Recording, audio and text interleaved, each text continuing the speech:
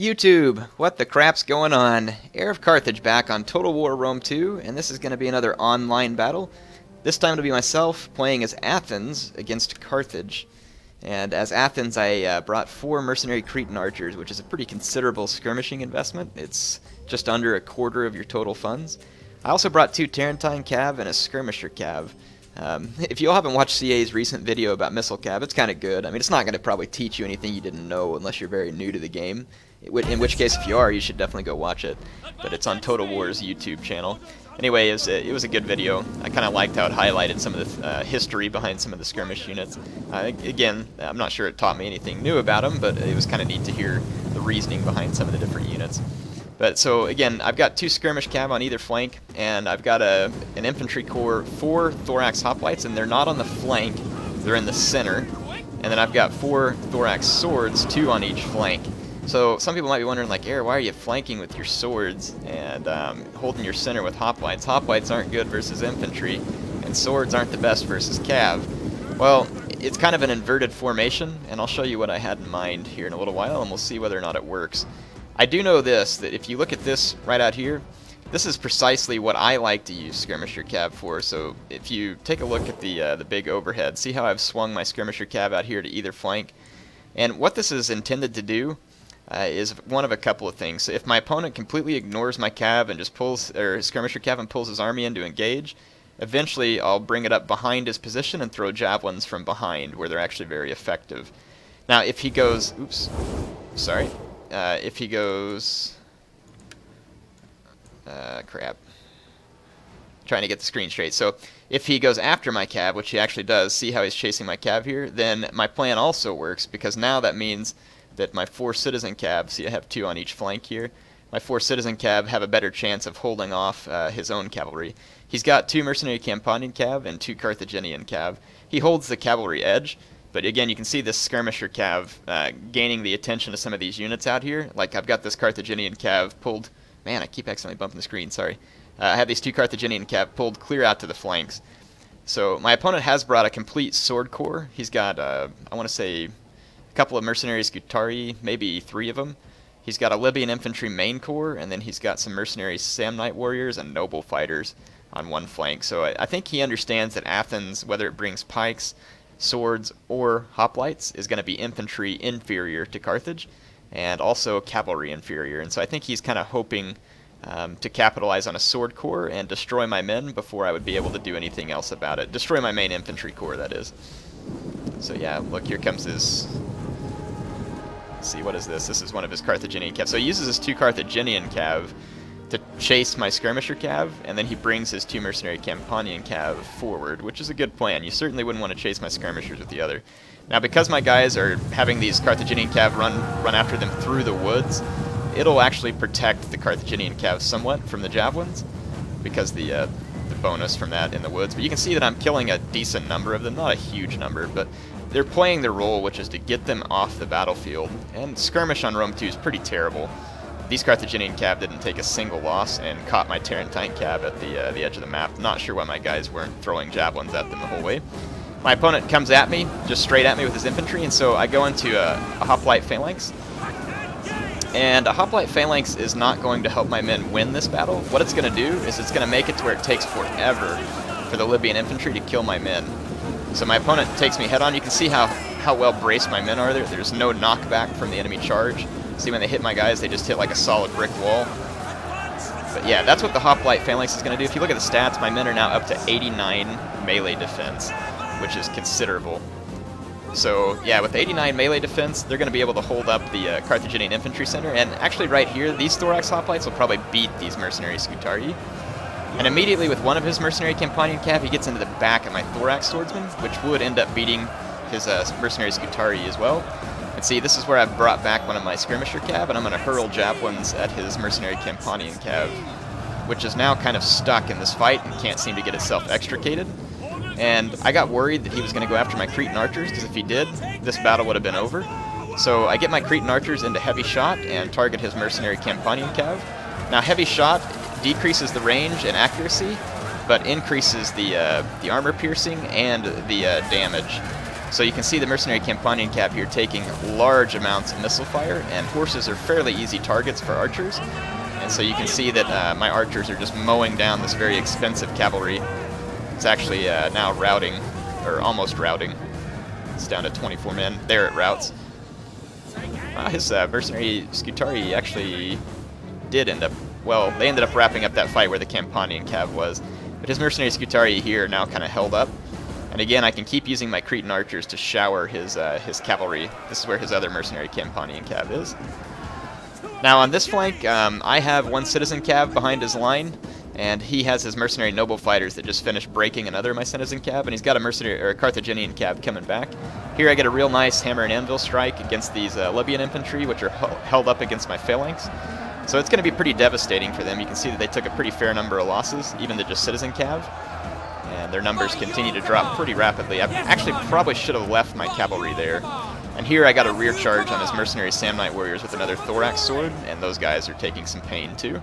But I brought my citizen cav out, and I'm going to do another rear charge and cause some damage to this Libyan infantry. So these Libyan infantry here now, the fight has been leveled out, and it's going to take them yet longer to win. And eventually my opponent does tank out this cav fight. But these mercenary Scutari can't hope to catch my, my Cretan archers, and you can see that now they're suffering the wrath of the Cretans. And this cav out here is being lured away by another skirmisher cav. See this? My main danger right now is that my opponent gets my skirmishers right here. And see, even just for a second for me to be able to lure that Carthaginian cav out here, that was a win. He is bringing it back in now, but we'll see what I do to try and protect it. So I am able to take out the mercenary Scutari. Those guys just get mowed down. Cretans and heavy shot are dangerous to almost any unit on the battlefield. And here comes this Carthaginian cav, and I'm going to get some really good shots on them before they get into melee. So took down, let's see, now they're down past half, down to 24 men, wavering before they even get to my Cretans. Cretans have a great reload rate, and again, in heavy shot, they're brutally effective. He's now going to chase me with these mercenary Samnite, or actually no, it looks like he's going to take the Samnite warriors around my thorax hoplites. And my thorax hoplites are holding stalwartly in all these fights. Not getting a lot of kills, but it's just the enemy is not able to punch through. See that? All four of my thorax hoplites still in position. It's about the only way that hoplites can be used effectively against infantry. And when I say effectively, I don't mean killing infantry, I just mean holding infantry. So they can hold infantry and set them up for hammer and anvil strikes, or they can just set them up while your skirmishers get to finish the job. This is still a very close fight at this point. My opponent has this Carthaginian cav here, which he takes into my thorax swords. I'm actually more concerned about him getting it into my skirmishers, but he's concerned because his mercenary Scutari here actually did get beat head-on by my thorax hoplites. It was somewhat Pyrrhic for my hoplites, but they managed to do it. And now my Cretans are going to start putting some serious fire into this Carthaginian cav. So you think about it at this point, you don't honestly expect that when you come into a battle. My skirmishers have actually killed almost all of his cavalry at this point, and then my skirmisher cav were able to keep his cavalry at a distance for just long enough to help assist me. Now he's finally going to get into one of my Cretan archers here, but you see how I'm going to split my Cretans up? I'll let him have one while the others can stay and fire from a distance. And if my opponent tries to click another attack order somewhere, he's going to lose more men trying to extricate, plus it gives me a chance to reposition and fire. So that Carthaginian cav is going to be dead. It's at this point that my Cretans are pretty low on ammo. I do still have this full skirmisher cav unit back here that has I don't know if it has any ammo or not, I can't remember. I probably missed it, but I now have enough infantry to start trying to get around the flank of my opponent. So I charge his Libyans with my thorax swordsmen, and I've also got my thorax hoplites that I can bring in. Look at my general, still holding on against this Libyan infantry, same thing here. And these mercenary noble fighters got into the rear of this thorax hoplite and finally caused it to waver, but now these guys are going to eat just hordes of rear fire from Cretan archers. And there's pretty much no resisting such a thing. They can try and chase me, but it's just not going to work. And if he has to chase me, that means that my thorax hoplites can stay here a little longer, which they did. And so his Libyan infantry took pretty Pyrrhic losses. And then I finished wrapping up his infantry over here. Got some of my own behind him. So you can see that that was a costly victory indeed. But it was a way, it's the first time in a long time I've actually probably been able to successfully use hoplites to hold up infantry. They're actually quite good at it because thorax hoplites are particularly good at it. Illyrian hoplites are also very good at it because of their armor. if you can get them into hoplite wall, and if an opponent charges you with swords from head on, if they're not particularly high attack sword units, the fight is going to literally take probably 6 to 7 minutes to grind out. And that's if their unit is a formation attack sword. Hoplites actually can hold out against some non-formation attack sword units in hoplite wall, just because the non-formation sword units will get a good charge, they'll get some kills, but they'll start to get tired and they'll wear out, and eventually just that melee defense and that armor plays its role, just makes it too hard for the other unit to hack down, and eventually it'll start to turn. Here's the thing with hoplites, though. There's almost no situation in which a hoplite racks up kills quickly, and it's because their attack is kind of low, and their attack and their weapon damage is also kind of low. Not sure why their weapon damage is low. I mean, it's a pretty nice spear. I'd think it'd be a decent weapon, but their attack is low, and it's because they're meant to be used defensively, kind of like I did here. And the reason I put my thorax swords on the flank was because they could be used more offensively. So I just wanted my center to be a holding mechanism so that my flanks could do more killing, and indeed my thorax swords for the most part did do more killing. This is the one that got wrapped up by this companion cav early on. You can see the rest of my thorax swordsmen doing a really brilliant job. One of his mercenary, or actually a couple of his mercenary Scutari did really good, considering what they were fighting against. His mercenary noble fighter also hacked down a lot of kills.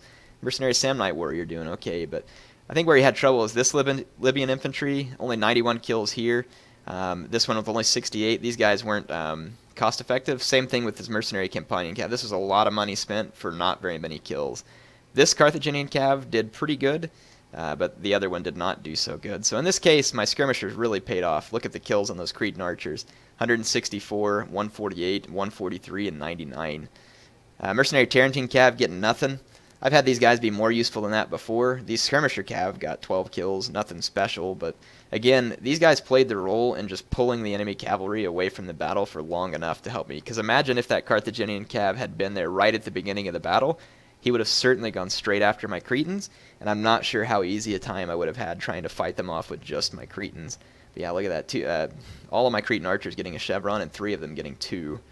So definitely an impressive performance from the Cretan archers. They are very dangerous skirmishers, but they're very expensive, and you have to be able to protect them, and they have to be able to get a hold of their targets. Heavy shot is going to get them the most kills, but if you're playing against a faction like the Suebi or something that has low armor in general, you don't need heavy shot. Just keep it on standard shot, and you'll wipe people out with that. Anyway, hope you all enjoyed this. Really good game to my opponent. That was a fun one. HeirofCarthage signing off for now.